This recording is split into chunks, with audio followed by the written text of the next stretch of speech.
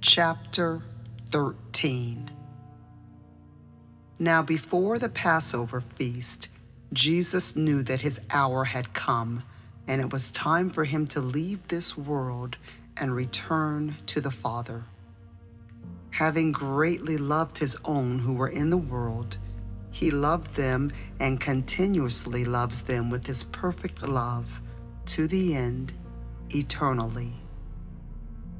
It was during supper, when the devil had already put the thought of betraying Jesus into the heart of Judas Iscariot, Simon's son, that Jesus, knowing that the Father had put everything into his hands and that he had come from God and was now returning to God, got up from supper, took off his outer robe, and taking a servant's towel, he tied it around his waist. Then he poured water into the basin and began washing the disciples' feet and wiping them with the towel which was tied around his waist. When he came to Simon Peter, he said to him, "Lord, are you going to wash my feet?" Jesus replied to him, "You do not realize now what I am doing, but you will fully understand it later." Peter said to him, "You will never wash my feet." Jesus answered, "Unless I wash you, you have no part with me. We can have nothing to do with each other."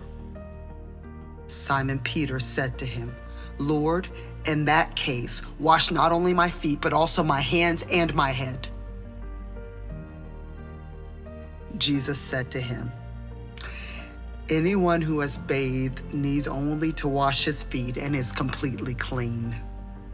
And you, my disciples, are clean, but not all of you." For he knew who was going to betray him. For that reason he said, "Not all of you are clean."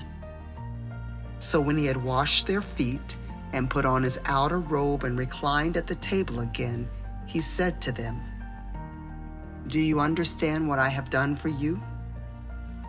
You call me teacher and Lord, and you are right in doing so, for that is who I am. So if I, the Lord and the teacher, washed your feet, you ought to wash one another's feet as well. For I gave you this as an example, so that you should do in turn as I did to you.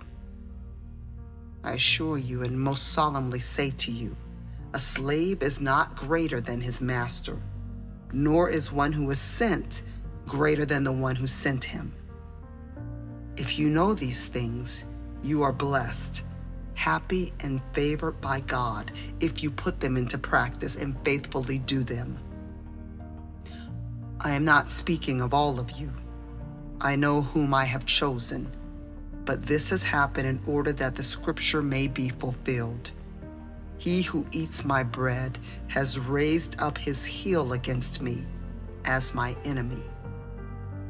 From now on, I am telling you what will happen before it occurs, so that when it does take place, you may believe that I am he who I say I am, the Christ, the Anointed, the Messiah. I assure you and most solemnly say to you, the one who receives and welcomes whomever I send receives me, and the one who receives me receives him who sent me in that same way."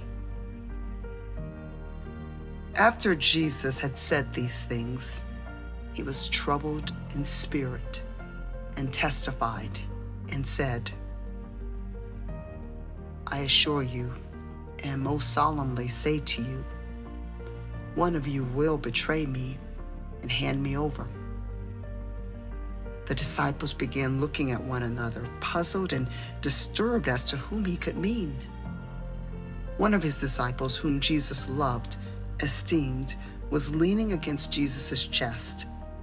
So Simon Peter motioned to him, John, and quietly asked him to ask Jesus of whom he was speaking.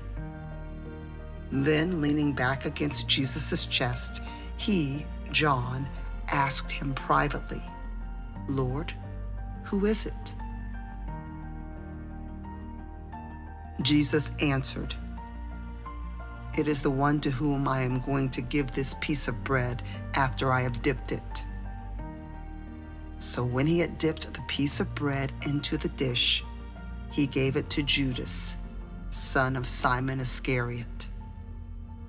After Judas had taken the piece of bread, Satan entered him. Then Jesus said to him, "What you are going to do quickly without delay." But no one reclining at the table knew why he said this to him. Some thought that since Judas, as the treasurer of the group, had the money box, Jesus was telling him, "Buy what we need for the feast," or that he was to give something to the poor. After taking the piece of bread, he went out immediately, and it was night. So when Judas had left, Jesus said, "Now is the time for the Son of Man to be glorified, and God is glorified in him. If God is glorified in him, God will also glorify him, the Son, in himself, and will glorify him at once. Little children, I am with you only a little longer. You will look for me, and as I told the Jews, so I tell you now, where I am going, you are not able to come. I am giving you a new commandment, that you love one another. Just as I have loved you, so you too are to love one another. By this, everyone will know that you are my disciples, if you have love and unselfish concern for one another." Simon Peter said to him, "Lord, where are you going?" Jesus answered, "Where I am going, you cannot follow me now, but you will be able to follow later." Peter said to him, "Lord, why cannot I follow you now? I will lay down my life for you." Jesus answered, "Will you really lay down your life for me? I assure you, and most solemnly say to you, before a rooster crows, you will deny and completely disown me 3 times.